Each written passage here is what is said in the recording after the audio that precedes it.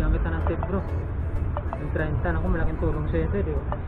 Ay, thank you sir. Diba? Ang kasura niya pang month ko yan eh, no? Di ba? Opo. Thank you pa.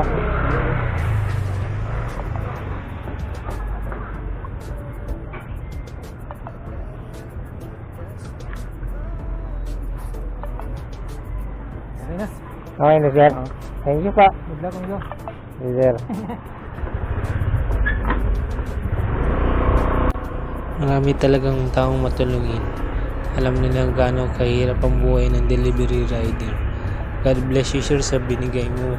Maliit man o malaki yan. Papasalamat na ginagawa. Sana bigyan ka pa ng maraming biyaya sir.